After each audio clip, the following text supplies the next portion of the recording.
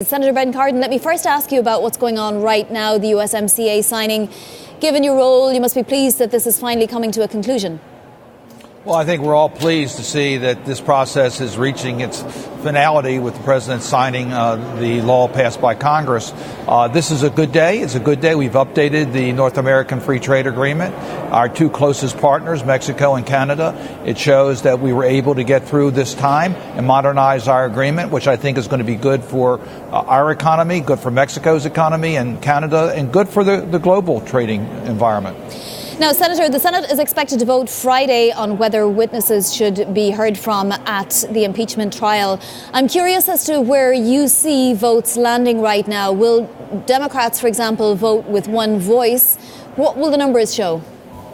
Well, I hope that all senators will allow us to bring in witnesses. We've heard no direct witnesses. There are fact witnesses that know exactly about the president's participation, and we have different arguments as to what the president did and didn't do. We should hear from those witnesses. They should be under oath and subject to cross-examination. That is a minimum for a fair trial. It's interesting that the Supreme Court in the Nixon case warned Congress or advised Congress that there are constitutional limits as to what constitutes a fair trial. And to me, if you don't have witnesses, how can you say that's a trial? If you don't have them under oath, you can't cross-examine. That's how you find out the truth. Senator, would you expect there to be some sort of deal done, a quid pro quo, that if we were to see the Republicans being forced to provide witnesses, that actually we would also see the Democrats, maybe in the form of Hunter Biden, also being involved in this process? There will be no quid pro quo, your witness for our witness. Any witness that the president wants to call, any witness that the House managers want to call that are relevant and can give us testimony that can help us make a determination should be allowed to testify under oath, subject to cross-examination.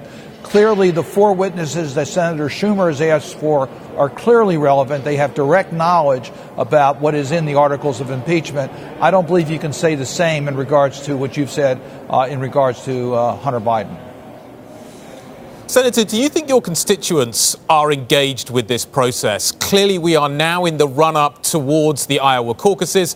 We are going to obviously go through a very, very detailed process of picking the Democrats' candidate to face the president. What kind of feedback are you getting as to what's happening on Capitol Hill within the Senate in terms of its reference to that process? Well, I'm very fortunate. I go home every night to Baltimore where I live, so I interact with my constituency on a daily basis. And yes, they are following the impeachment trials. They are looking at how the trial itself is being conducted, and they're asking why witnesses are not being produced. And yes, they want me to carry out my constitutional responsibility, and that is to be an impartial juror in making a determination as to whether the president should be convicted and removed from office. Senator, if there isn't a majority of senators voting for witnesses at this impeachment trial, do you imagine Chief Justice John Roberts would pick a side? Is it a constitutional question in his mind, or would it be too partisan? Well, that's a great question. It's never been decided in the past. I think most of us believe that the Chief Justice wants to remain as an independent arbiter here, deciding only issues that require a determination from the bench, but not to decide an issue. We'll have to wait to see whether what he interprets his role. We could solve it for him by giving him direction as to what he should do. And we had one amendment that would have done that was offered before we started the presentations, and the Republicans rejected it. So we think we could utilize his expertise, but how active he would be on determinations is another story. Senator, given that much of what witnesses will be saying, if they are indeed called, is already in the public domain or will be soon, what difference does it make if there are witnesses? Does it make a full impeachment conviction any more likely? Does it change the mathematics for 2020? Well, we don't know until we know the truth. It was interesting that it was the White House counsel who said very clearly, you discover the truth by cross-examining witnesses under oath. So you can say a lot of things when you're not under oath. You can say a lot of things when people can't challenge what you say. And that's true for a lot of the people that we want to hear from. They may say things that will help the president. They may say things that are inconsistent.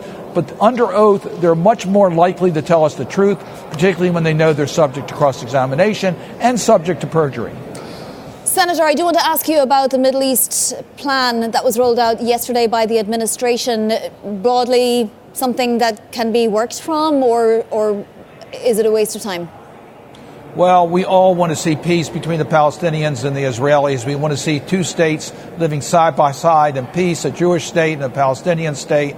We want the parties to directly negotiate the terms of that peace.